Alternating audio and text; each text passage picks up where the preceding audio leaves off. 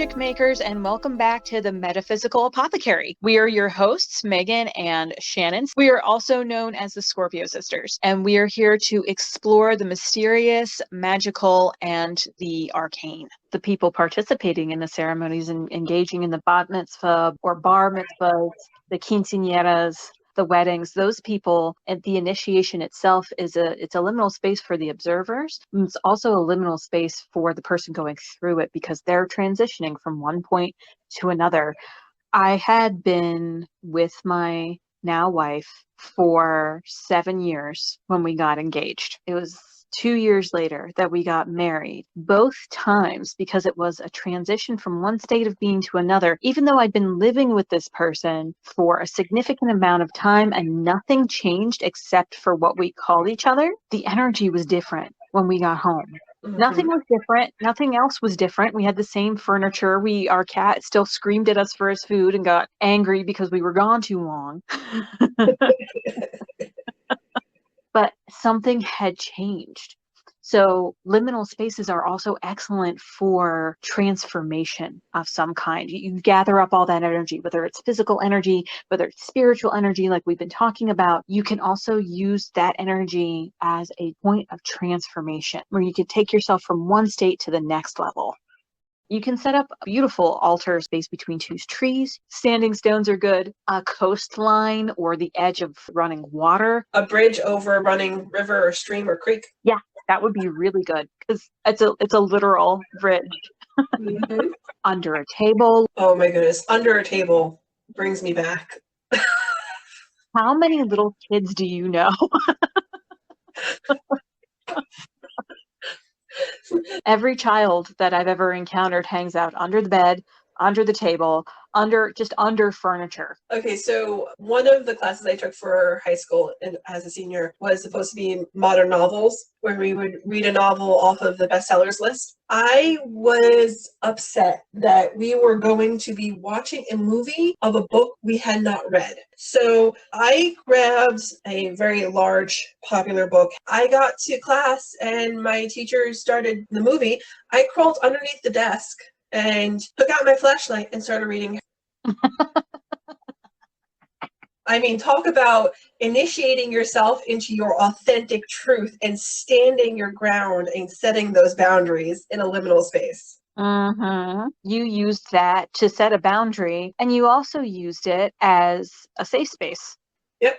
Liminal spaces can be extremely secure. When you're in an earthquake setting, they tell you to get to a threshold, a doorway, yep, in order to stay safe. Because they're sturdy. And if you're in a school setting, it's usually get underneath your desk. Yeah, it's a sturdy, secure place because it's a connector. Mm-hmm. So in order for the energy to flow between the 2 points that it's connecting, it needs to be very stable. Mm-hmm. So even if it's not a physical place, it is still a very secure, stable energy that is holding these 2 points together. Mm-hmm. Like midnight is a very strong energy. Yes. And it's holding the previous day's energy and the next day's energy together before either of them can dematerialize or materialize into existence. In some cultures, people split their sleep and they would get up in the middle of the night and have, intellectual salons. They would eat, they would discuss, they would share stories, and then they would go back to bed. So there was an honoring of that liminal space because if you've ever been up in the middle of the night around a fire with people, there's this atmosphere of trust and vulnerability that falls over you that you don't get in any other setting. That security and that stability. And you think about liminal spaces as being gauze thin veil, but it's such a stable space. Wind and air is also quite liminal. Air is literally the only thing that separates two walls from each other. If I put my hands a few inches apart, there's just air between them. The act of breathing can be a liminal act, which could be an extremely interesting way to engage in meditation. When you're being taught how to breathe properly for yoga and for meditation, you're taught to breathe deep and then hold. And that hold between the inhale and the exhale is the liminal space. Another liminal space that I use very often if I'm going outside for working is an estuary. So whether I'm meditating to go into the city via ferry or if I'm along the banks of it to do a working, I use the estuary for liminal spaces because it's neither salt water or fresh water. I am in between these 2 points of states of water, and I can see the difference between that stream there or that current is salt water and that is fresh water. And I use that both to calm myself down before entering the city, to calm myself down from exiting the city, as well as when I'm raising energy to do a working.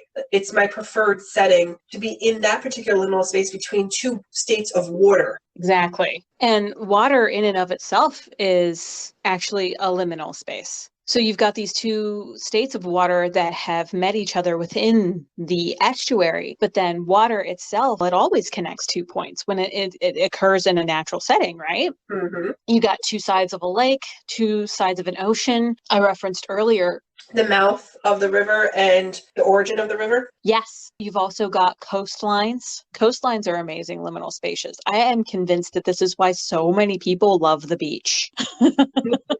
One of many reasons why it's so relaxing.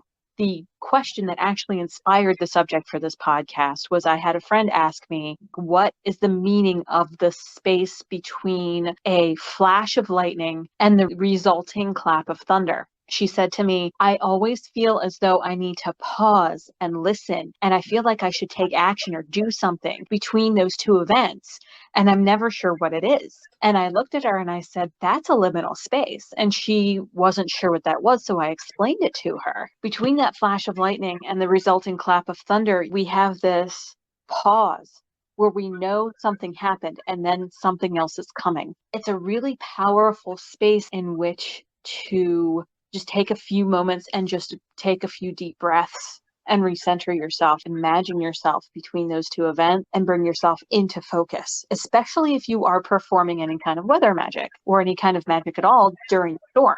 I will throw down a card or a rune stone in that liminal space of light and sound, flash of lightning, clap of thunder. You have like lightning is the action and thunder is the reaction. Spread out, but drop my deck, make it scattered, make it messy, and pull out as many cards as the space will allow between that flash and the clap.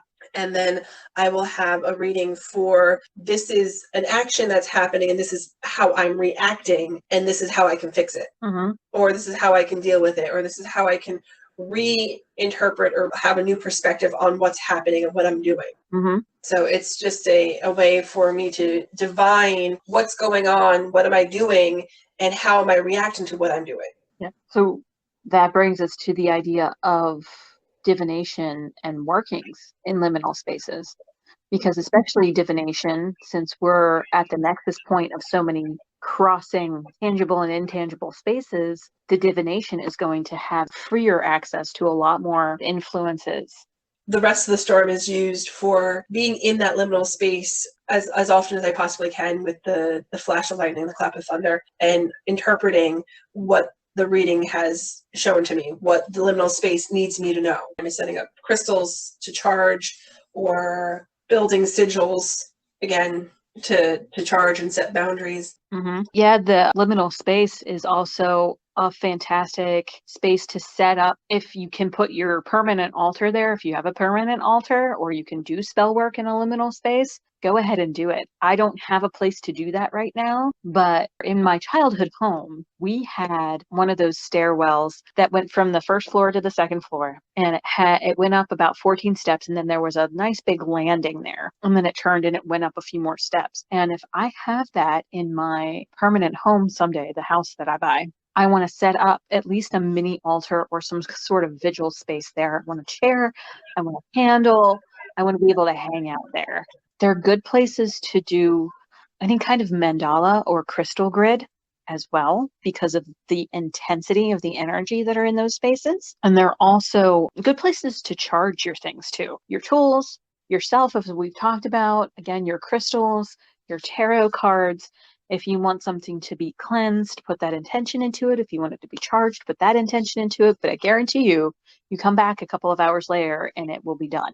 Objects can be liminal spaces as well. Mm-hmm.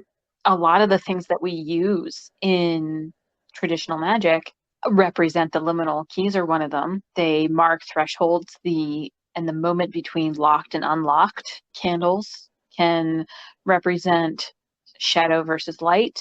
Goblets are always full, even when they're empty. Okay. Because they're full of air molecules if they're not full of liquid. A still bell is still capable of making noise. So it's the moment before the noise happens, until the noise happens, and then it's the moment after the noise happens. So we've talked a lot about being able to reach into other energies through liminal spaces. They can be gateways to the void.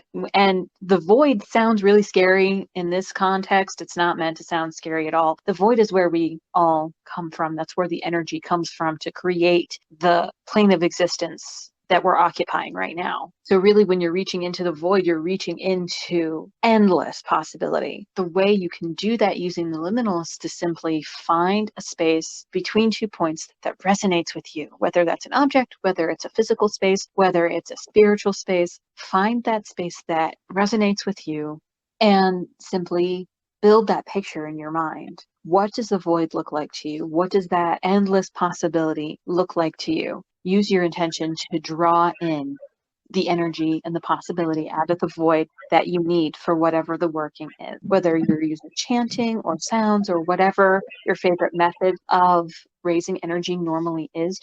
Try it in a liminal space. Try it when you are connected to the source of the energy that creates all things.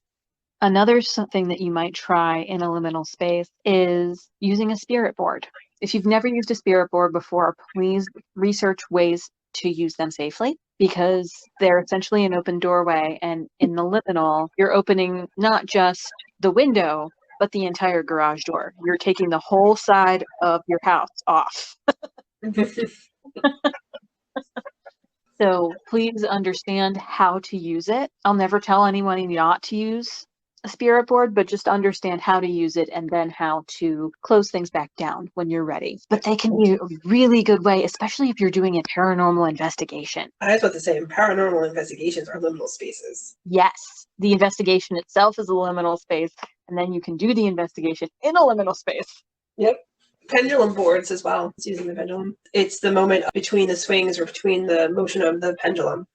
And that moment where you can see the blur of the movement of this pendulum if it's moving quickly enough. Setting boundaries is actually very easy in liminal spaces as well, because you could set yourself up in a room with all your liminal spaces open or closed, depending on what you're trying to achieve, and then use salt, or the special blend that I happen to like to use is something very similar to hot-footed away.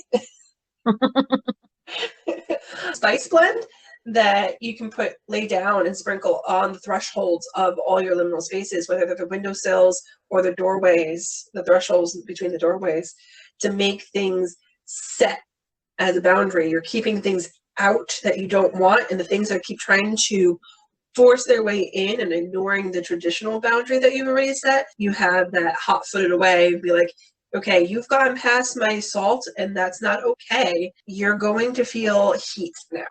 And it's going to increase the closer you get until you realize this boundary is set and you need to go back to your place, which is not here near me. Right. And if you have pets or children that you don't want putting this in their mouths or getting on their little paws or anything like that, feel free to take any of your favorite salt blends or anything that you use to set those boundaries and put them in a bottle and put them in the liminal space. It'll do the same thing.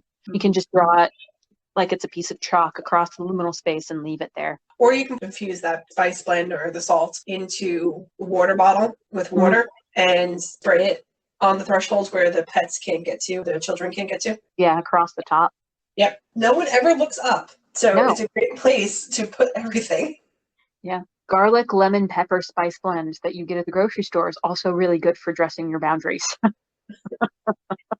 All of the seasonings in that blend are good for banishing or protection or both. That's all we have on the topic for today. Thank you so much for listening in, and we hope you'll join us again. In the meantime, you can follow us on our blog for some more witchy wisdom, as well as check out some of our original art on Society 6 for sacred decor and more. Thank you again for joining us, and go make some magic and live your best life. Bye. Bye, everyone.